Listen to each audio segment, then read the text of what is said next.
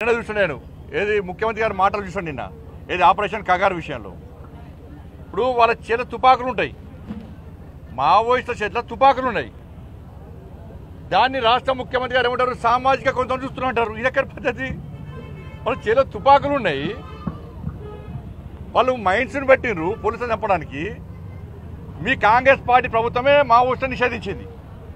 Congress party ప్రభుత్వమే నిషేధించింది మీ ప్రభుత్వం మీ party నిషేధించినటువంటి దాన్ని మీరు పడుచుకోకుండా దాని సామాజిక కొంత చూస్తున్న రాష్ట్ర ముఖ్యమంత్రి చెప్పడము మంత్రులు దీన్ని ఖండించడము ఇది మంచి పద్ధతి కాదు దమ్ముంటే ధైర్యం ఉంటే రాష్ట్ర ముఖ్యమంత్రి గారిని చలో మావోయిస్టులను నిషేధం తొలగించే దమ్ము మీకుందా మరి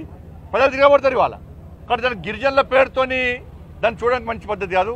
గిరిజనులు ఎవరు పోలీసులను చంపరు గిరిజనులు ఎవరు మైండ్స్ పెట్టి బ్లాస్టింగ్ చేయరు గిరిజనులు ఎవరు అమాయకులను చంపరు గిరిజనుల చేత తుపాకులు ఉన్నాయి కాబట్టి అనేక మంది అమాయకులను చంపారు కూడా దాని మీద ఈ సంఘాలు ఎప్పుడు మాట్లాడాయి ఇవాళ వచ్చి ఇలా చర్చలు జరపాలంటే తుపాకీ చేతిలో ఉన్నటువంటి వ్యక్తులతో నిషేధింపబడిన సంస్థతో ప్రభుత్వం ఏ విధంగా చర్చలు జరపాలి దాని నుంచి చెప్పాలి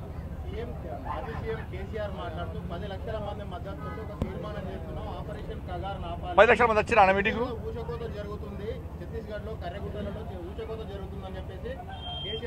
ఇక మళ్ళీ కనబడే ఇప్పుడు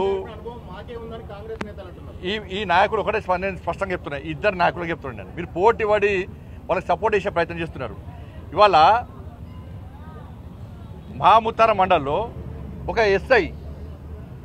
ఎస్ఐని బ్లాస్టింగ్తో చంపేశారు ఆ రోజు ఎస్ఐ భార్య సీమంతం పాపం ఒక కానిస్టేబుల్ చంపేసారు ఆ రోజే ఆ కానిస్టేబుల్ కొడుకు బర్త్డే మరి ఆ రోజు కేసీఆర్ గారే వేరు రేవంత్ రెడ్డి గారే వేరు వాళ్ళ దూరదర్శన్ రిపోర్టరు ఆడ టెలికాస్ట్ కవరేజ్ కోసం పోతే ఆయన చంపేశారు నక్సలైట్లు మరి ఆ రోజు కేసీఆర్ గారు ఎందుకు మాట్లాడలే ఈ సంఘాలు ఎందుకు మాట్లాడలే రేవంత్ రెడ్డి ఎందుకు మాట్లాడలే అరే వరంగల్ జగన్మోహన్ రెడ్డి మా కార్యకర్తను చంపేశారు జాతీయ జెండా ఎగరేసి చంపేశారు అప్పుడు ఎందుకు మాట్లాడలే వీళ్ళు మధుసూదన్ గౌడ్ని చంపేశారు అప్పుడు ఎందుకు మాట్లాడలే రామన్న గోపన్న చంపేశారు అప్పుడు ఎందుకు మాట్లాడలే మీ కాంగ్రెస్ పార్టీ నాయకులను చంపేశారు చాలామంది శ్రీపాదరావు అజాత శత్రువు శ్రీపాదరావు గారిని చంపేస్తే ఇవాళ వాళ్ళ కాంగ్రెస్ పార్టీ నాయకులను చంపేశారు కేసీఆర్ గారు టీడీపీలో ఉన్నప్పుడు టీడీపీ నాయకులను చంపేశారు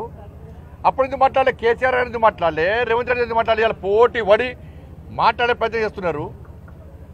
కేంద్ర బలగాలను మైన్స్ పెట్టి ఇదే ములుగు ఫారెస్ట్లో చంపడము వీళ్ళు సమర్థిస్తారా ఇద్దరు నాయకులు సమర్థిస్తారా